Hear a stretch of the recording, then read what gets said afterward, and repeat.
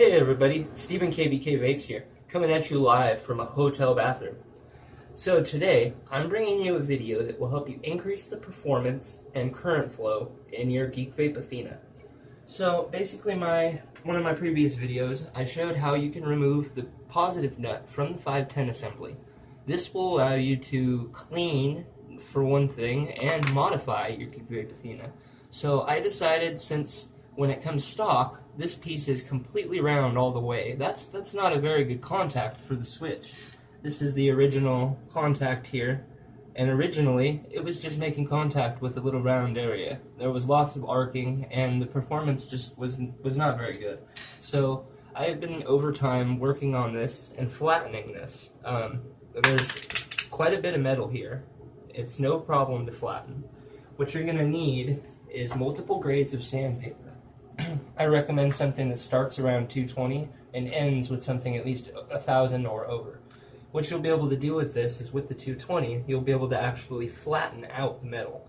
As you work your way up through the grits, you'll slowly be removing the scratches that you left from each one previously. Once you get to the 1,000 or the 1,200, you'll actually be finishing it and getting it close to done. After that, you'll need to polish it with toothpaste. And yeah, I know that's not the ideal thing to polish with, but it works, and it's worked really well on this piece here. So I'm going to put everything back together here for you, but first I also want to show you, I decided to make a new L-bar for the firing, for the switch.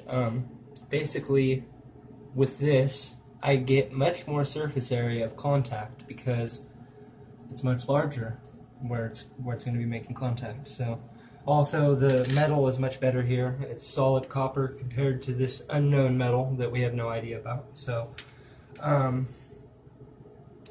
alright, let's get to work.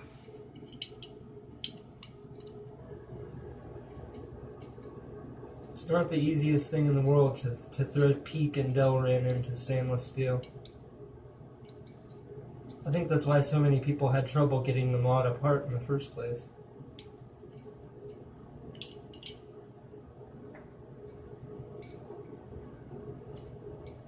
And we got it.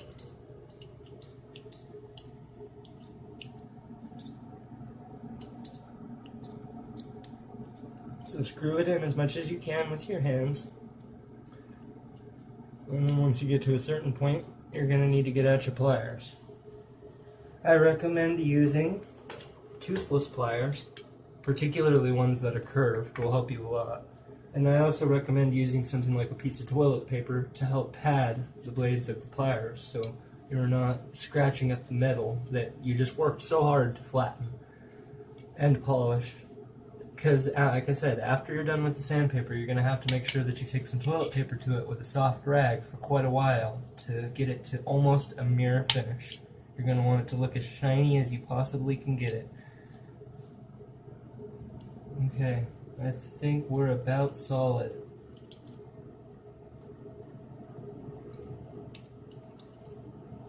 There's one other thing that's very important. The plastic sleeve here. Once you have modified the switch and flattened the positive contact, the switch bar will need to go much farther to actually be able to make contact. So what you're going to need to do is, like I did, take a razor blade and some sandpaper and just slowly remove little bits of plastic. Try to be very careful around the magnet, because you're going to need this magnet to stay in there. But remove some plastic and just every now and then test fit it and gauge. I know some people will be doing this modification and probably still using their original fire bar as opposed to making their own, but either way, you're going to need to modify this so that the switch will be able to make contact. But every now and then test fit it, and make sure that you've removed enough of the plastic so that you get a nice, satisfying, flat metal against metal click. That's going to make some good contact, and it's going to vape very, very well. Do one last adjustment.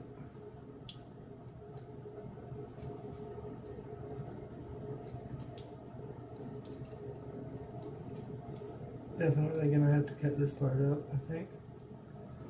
Okay.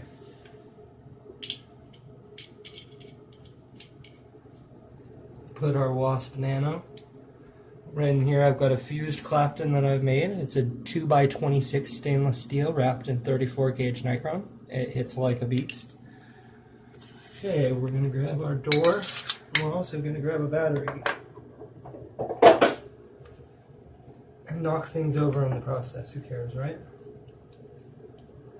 Tear them up. Dad says tear them up. And, ladies and gentlemen, we have action. Let's try it out.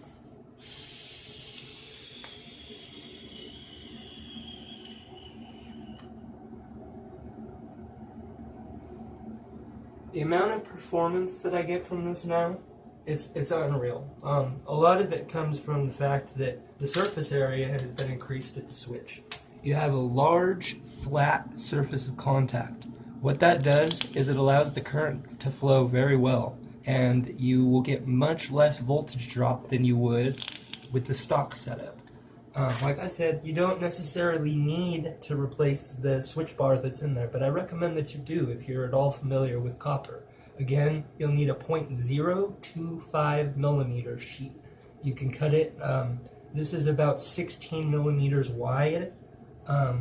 Yeah, and you can make your own contact. You just need to have some shears to cut the copper sheet with, and you'll be on your way. But this modification is great. It will help you, and I hope you guys enjoyed. This is like my 4th video, so I'm going to try to keep them coming. Again, this is Stephen KBK Vapes, and I hope you all vape safe, stay safe, and above all else, have fun.